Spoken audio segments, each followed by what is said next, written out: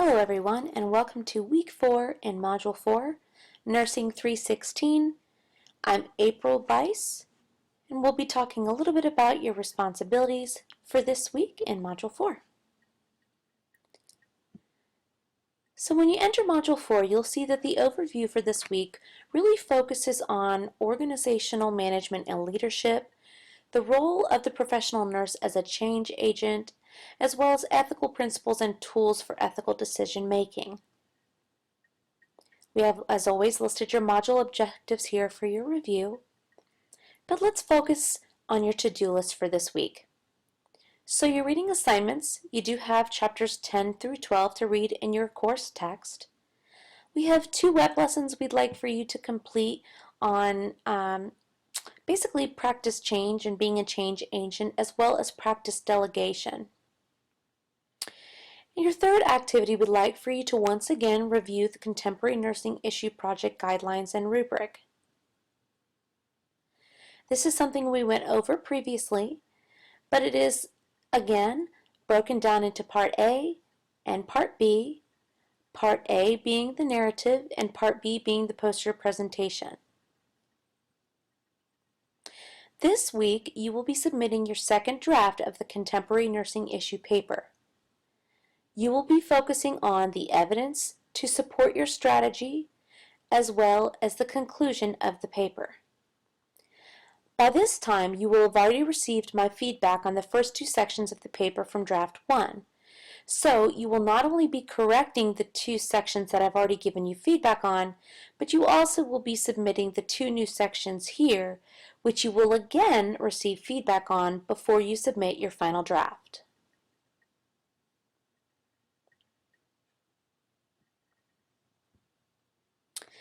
I've also again put the link here for you for the sample format of Contemporary Nursing Issue paper for you to review before you submit your Draft 2 by the end of this week. And number 4, we'd like for you to continue to review, reflect, and experiment to prepare your creative identity professional project. Let's take a look at that again. So here we have, as we looked at last week, some guidelines for the Creative Professional Identity Project. We want for you to reflect on your identity not just as a nurse now, but take a look here that you need to reflect on your future as a baccalaureate prepared nurse. I see a lot of students fail to meet this requirement in the paper, or in the project. So essentially, I'm looking for what your life is like as a nurse now and how you got to that point, but I also want to see what you think you will be changed in your practice as a baccalaureate prepared nurse. How nurses should represent the role of a professional nurse to the public. And you want to consider how you would show that science as well as the art of nursing.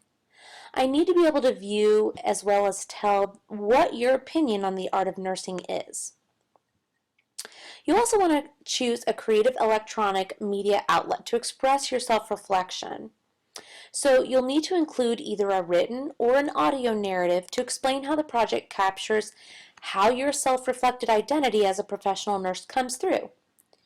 We do have some suggestions listed here for you, but you certainly can also recommend other ways to complete this project. You simply need to clear those with the faculty myself first. One thing that is very important here, this second bullet, you may not put pictures of patients or other nurses in the workplace. I'm sorry, I know several of you probably have lots of pictures that will be good to put in this video, but it is a HIPAA violation if you take pictures of a patient or a nurse in the workplace that does not give you the permission to use that photo. So please consider using photos that mainly just focuses on you, family, your education. As long as there's not a picture of a patient or a nurse that does not know they're in the photo, then you can use it. Alright, you are encouraged to use one of the following media tools here. Okay, you have the choice to use other media tools except PowerPoint. You are not allowed to use PowerPoint as a media tool here because we have a lot of problems with PowerPoint being fully compatible with Blackboard and grading.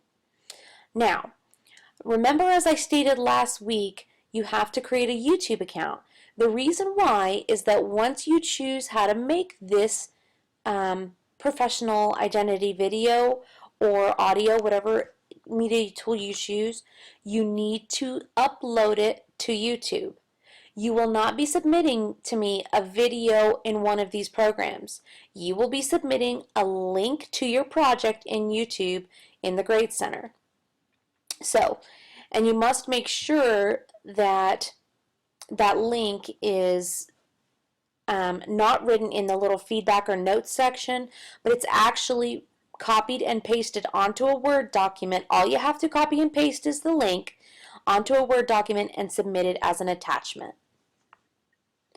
Once again, here's the grading rubric. You will be focusing on creativity and then expression of self-reflected identity. Please make sure you take a look at these criteria here as well as the guidelines in here.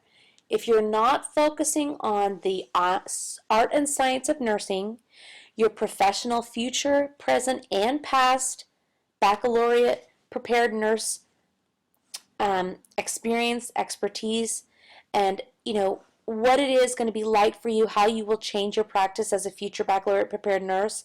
If you're not focusing on those things, you may lose points. So we really like for this assignment to be fun and creative. Do with it what you want, just be sure that you're following the appropriate guidelines. All right, lastly, we do have a little reflection activity that we would like for you to complete here, but as usual, these classroom activities are not due to be submitted for a grade. Your only submitted assignments this week are your discussion board number 4 and then the second draft of the contemporary nursing issue paper. Again, you will focus on the adequate and appropriate data to support the position and conclusion. That's what you'll be focusing on this week. The last draft you submitted focused on the proposed strategy as well as basically a definition of the issue.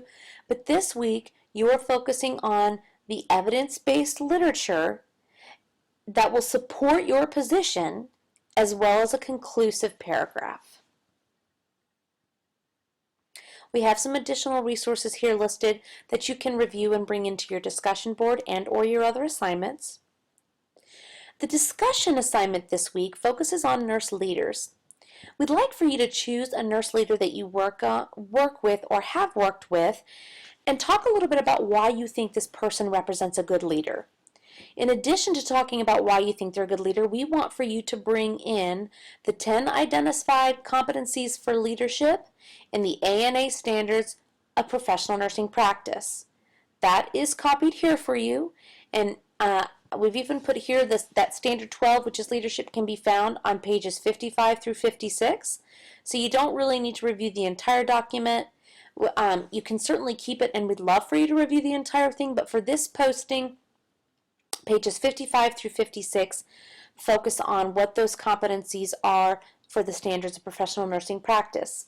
You must discuss each one of those competencies and how they do or do not relate to your nurse leader, and talk a little bit about why that nurse represents or exemplifies a good leader. In addition, as usual, you do have a response post that is due. This week you only have to select one student, and you want to compare and contrast your classmates' leader style with your own. Here's where you submit the second draft of the contemporary nursing issue paper. As usual, it's something of a Dropbox assignment technique. You want to submit it in this link. Here, once again, we have the paper outline, the project guidelines, and the sample format for the nursing issue paper, so you can review those once again before submitting your second draft. Let's focus a little bit again on this Safe Assign student check. Once again, you can use this Safe Assign student check to verify that you are not oversighting, over-referencing, and that you are avoiding plagiarism. Please make sure you read this here for an example and some reference material. It gives you a little bit better idea about what citation or what Safe Assign does and things that you can look out for. And once again, if you notice that you're getting a high percentage of matched content within the body of your paper, you want to consider revising that. If I see that your paper is heavily quoted or heavily marked with matches that do not have citations, this is bounds or bordering plagiarism and can certainly affect your grade.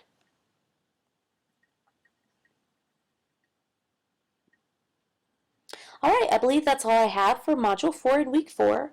As usual, if you have any questions, please feel free to post those in the course question and answers under the discussion board, and or if it's an individual issue, feel free to email me. Have a great week.